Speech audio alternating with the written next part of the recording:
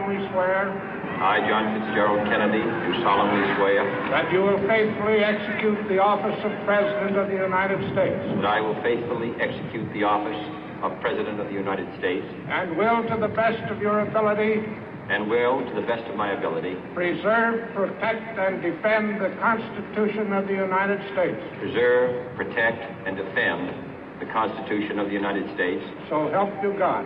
So help me God.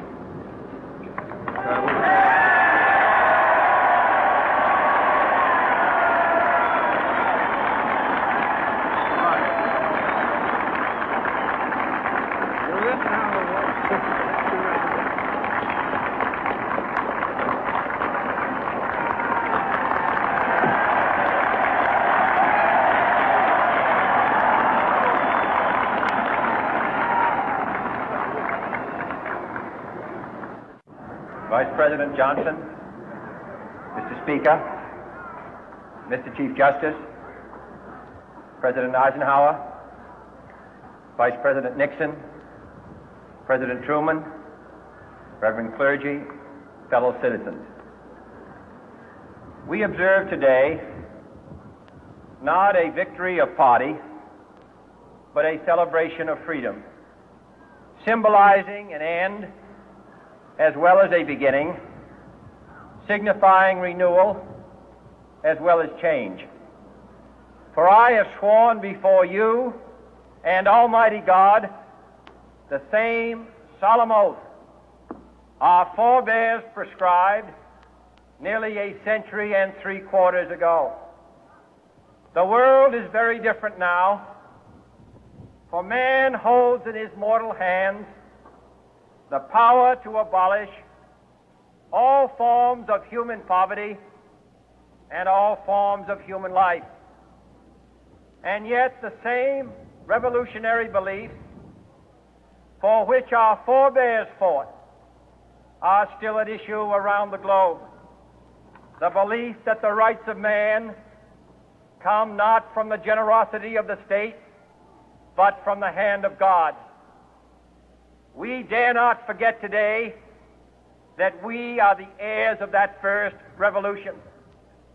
Let the word go forth from this time and place to friend and foe alike that the torch has been passed to a new generation of Americans born in this century, tempered by war, disciplined by a hard and bitter peace, proud of our ancient heritage, and unwilling to witness or permit the slow undoing of those human rights to which this nation has always been committed and to which we are committed today at home and around the world.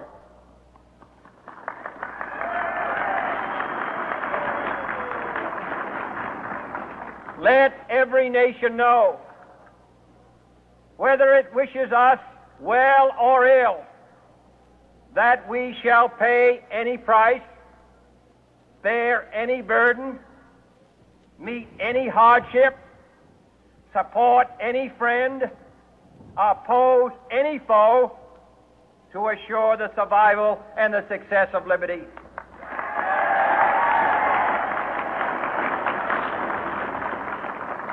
This much we pledge and more. To those old allies whose cultural and spiritual origins we share, we pledge the loyalty of faithful friends. United, there is little we cannot do in a host of cooperative ventures. Divided, there is little we can do, for we dare not meet a powerful challenge at odds and split asunder. To those new states whom we welcome to the ranks of the free, we pledge our word that one form of colonial control shall not have passed away, merely to be replaced by a far more iron tyranny. We shall not always expect to find them supporting our view, but we shall always hope to find them strongly supporting their own freedom and to remember that in the past, those who foolishly sought power by riding the back of the tiger ended up inside.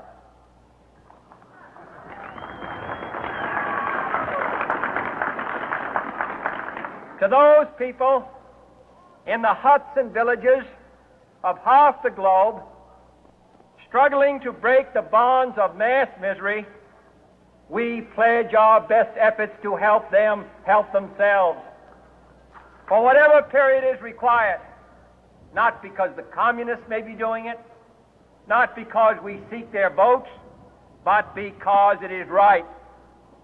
If a free society cannot help the many who are poor, it cannot save the few who are rich.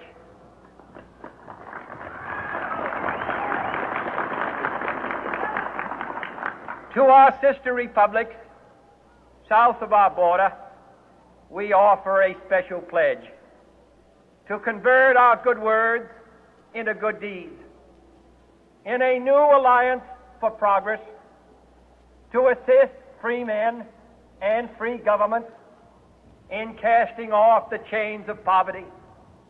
But this peaceful revolution of hope cannot become the prey of hostile powers. Let all our neighbors know that we shall join with them to oppose aggression or subversion anywhere in the Americas.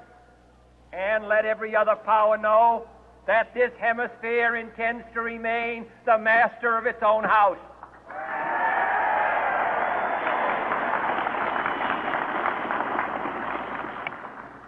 To that World Assembly of Sovereign States, the United Nations, our last best hope, in an age where the instruments of war have far outpaced the instruments of peace, we renew our pledge of support to prevent it from becoming merely a forum for invective, to strengthen its shield of the new and the weak, and to enlarge the area in which its writ may run. Finally, to those nations who would make themselves our adversary, we offer not a pledge, but a request that both sides begin anew the quest for peace.